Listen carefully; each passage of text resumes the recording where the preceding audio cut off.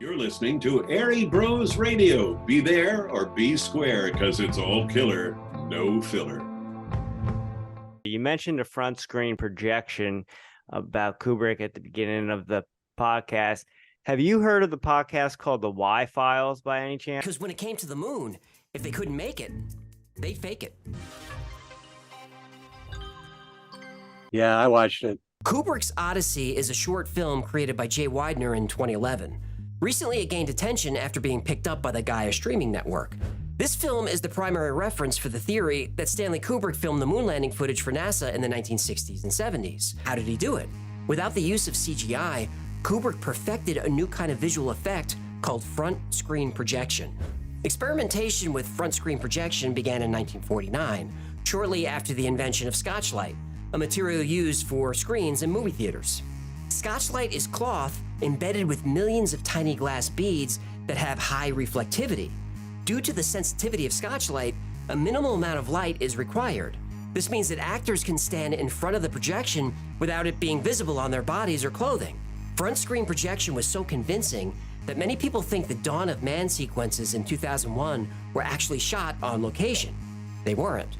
Almost all that part of 2001 was shot in a studio with actors on sets. If you look closely at Apollo photographs of the moon, you can see a line where the fake moon set ends and the front projection screen begins. At that line, the texture of the lunar surface changes dramatically. Please note how everything is in focus, from the rocks and pebbles close to the camera, all the way to the crystal clear mountain behind the astronaut.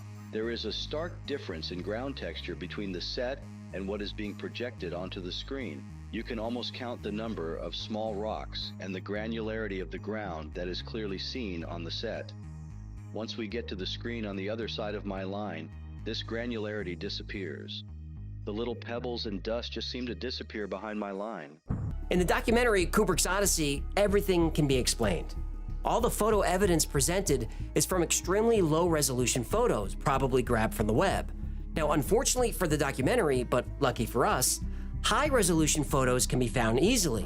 So when looking at a low-resolution photo of the lunar landscape, you can maybe see a separation between the foreground and the supposed backdrop.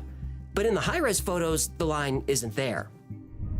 So that documentary is debunked. What are your thoughts on that? I wanted to talk to you about that episode because I know you mentioned about putting the JFK footage through something that would process it at a higher rate, and they try to debunk your front screen projection theory. But what are your thoughts on that? Well, they didn't, though. Now I kept waiting for the debunk. They talk about it sarcastically, but they don't debunk it. Well, maybe debunked, maybe not. No, it's debunked. It is. Yeah, agree to disagree. And I kept waiting. I heard that the person who wrote that episode is I don't know if I don't want to use his name. He's a famous co-writer of a book about the moon landings. And he's a sworn enemy of mine because of the Kubrick stuff. And I like him. I mean, he does. Actually, we get along, even though he is a sworn enemy of mine. We're kind of frenemies. And he wants to have a debate with me. Maybe we can put that together or something, but about the moon landing. But they don't. They mention it, but they don't debunk it at all.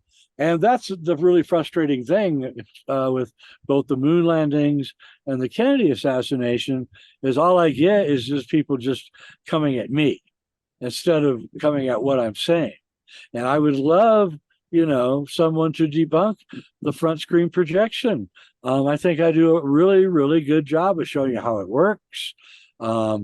That Stanley Kubrick was the top guy using it at that time, that all of the top Apollo officials were going from Houston to London and back for mysterious reasons constantly. Recently, a book came out, and a guy in England was visiting the Leeds. That's a city in England. The Leeds, what's they called? What do they call it? Blimp hangar. There's a blimp hangar in Leeds, England, and no, it's just north of England, of London, about 40 minutes from where Kubrick lived. And this guy told this researcher that he was visiting the blimp hangar in 1969, and he met Neil Armstrong and Buzz Aldrin there. And he said there was a huge set that looked just like the moon, and that they were practicing on this set. I'm going, wait a minute, 40 minutes away from Kubrick's house? And it's now used, by the way, as a movie set. The Batman movies were all shot on that set, the Chris Nolan movies. And we use it now all the time. So that was my big criticism that I got from everybody. There were no big enough sets in England at the time to do what you're saying, Jay. And I'm like, you're right. Pinewood doesn't have a big enough set, and I was really mystified. And then this guy comes out and says he saw Buzz Aldrin, Neil Armstrong, and this big, huge set on a blimp hangar, which blimp hangars is gigantic. I mean, 300 feet high, size of like 4 football fields, and then we've gone back since we've gotten this knowledge, and we've looked at some of the Apollo footage, and you can see there's a big windows up way high up in this blimp hangar, and you can actually see the light reflecting in from these windows on the astronauts.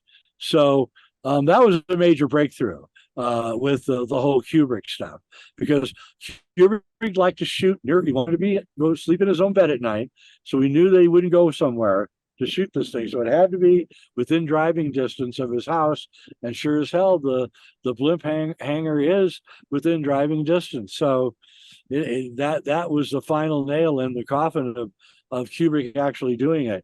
But we've also discovered other things that that Kubrick has left behind in his movies that I haven't talked about, that not just prove that he was involved in the Apollo moon landings, but we have substantial evidence from his films that he was involved in various MK Ultra operations going on, including assassinations and things.